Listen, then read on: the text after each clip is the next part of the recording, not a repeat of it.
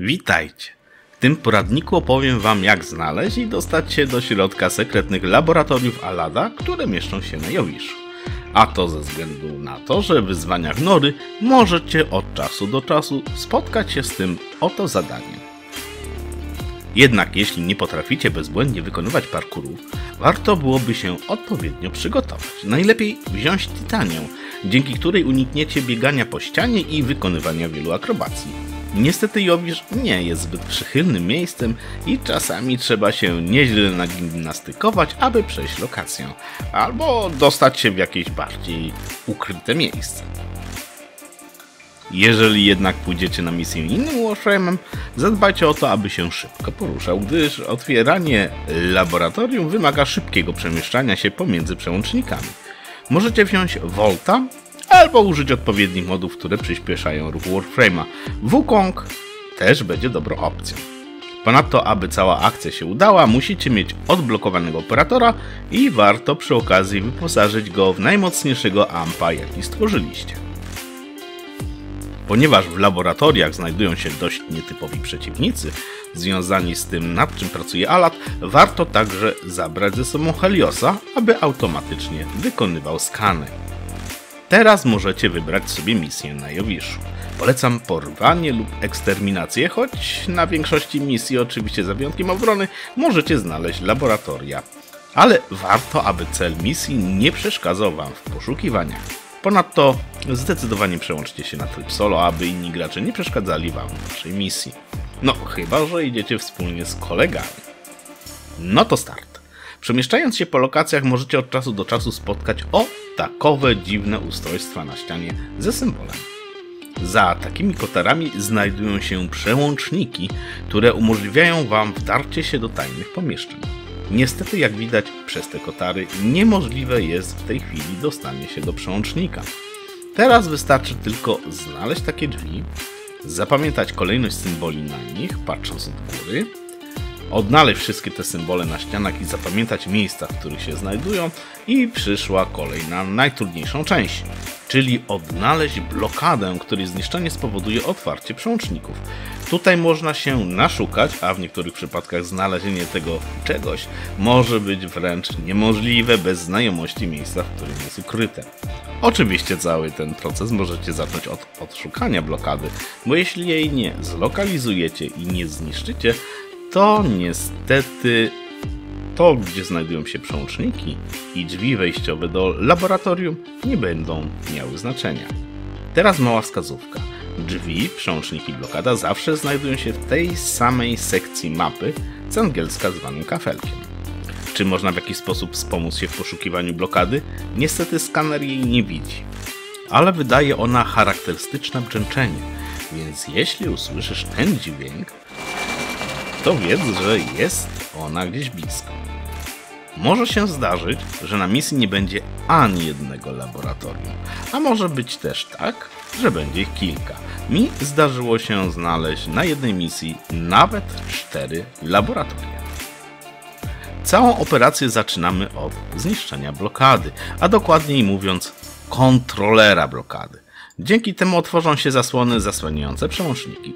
Jeżeli zapamiętałeś kolejność ich otwierania, zaczynasz od pierwszego symbolu i w czasie, który jest pokazany, musisz aktywować pozostałe przełączniki. Jeżeli ci się to nie uda, to spokojnie.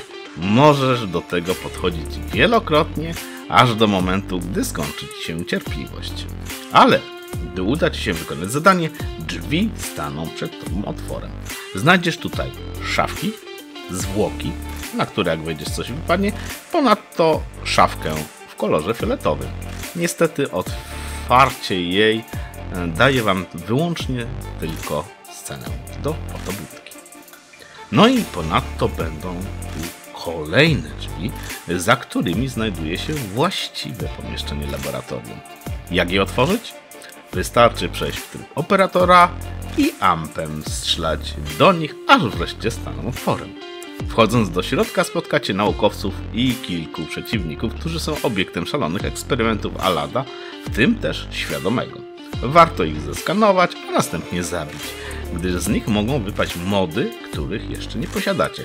A warto zawsze powiększać swoją kolekcję modów, nawet jeżeli ich przydatność jest dość wątpliwa.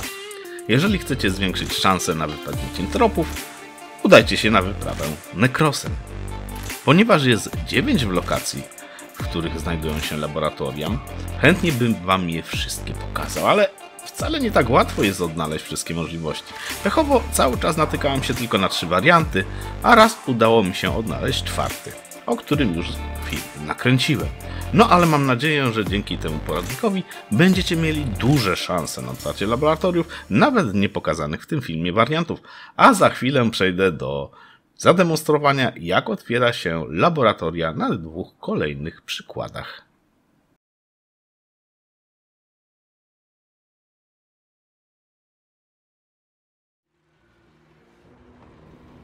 Oto i mamy przed sobą drzwi z kombinacją pokazującą, w jakiej kolejności załączamy przełączniki.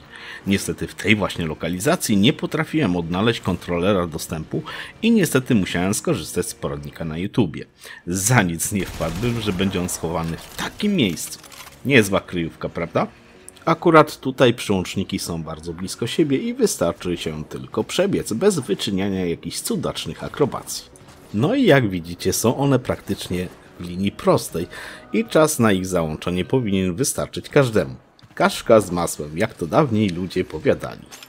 Wystarczy nie pomylić się w kolejności i pierwsze drzwi staną przed wami otworem.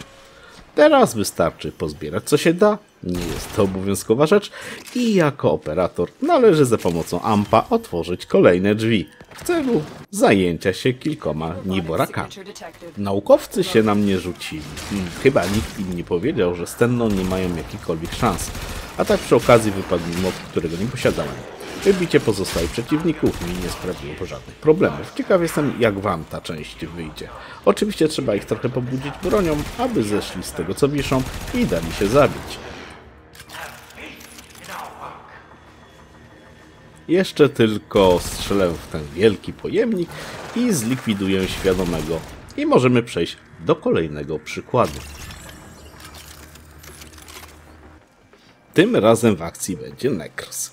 Jak widzicie, blokada znajduje się w takim oto miejscu. Jeżeli chodzi o całą lokalizację, to zaraz ujrzycie ją w całej okazałości, aby dowiedzieć się, w którym to wariancie jest umieszczony w taki oto sposób kontroler dostępu. Tutaj znajdują się drzwi do laboratorium. Obok jest jeden z przełączników, ostatni. Jeżeli chodzi o kombinację, tutaj jest drugi, a trzeci znajduje się skryty w tym oto miejscu. Teraz oczywiście trzeba szybciutko je pozałączać, ale ja się nie popisałem i nieco się spóźniłem. Czas się zakończył, przełącznik zaświecił się na czerwono i pomimo tego mi zaliczyło i drzwi stanęły otworem. Ciekawe. Teraz kolejna akcja operatora. Przy okazji słychać dźwięki jak z horroru.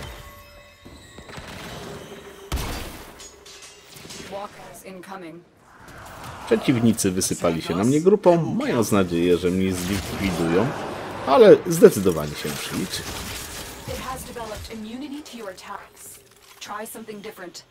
Czy to już wszyscy wrogowie? No nie całkiem, gdyż kolejny znajduje się w tej oto kapsule. Na swoje nieszczęście postanowił się wydostać.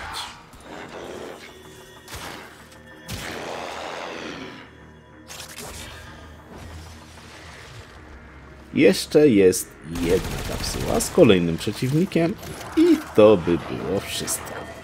Na koniec filmu w bonusie pokażę, do czego służyły te wszystkie dodatkowe przełączniki, które pokazywałem w poprzednim filmie. W każdym razie sprawdziło się to, o czym wspomniał jeden z widzów.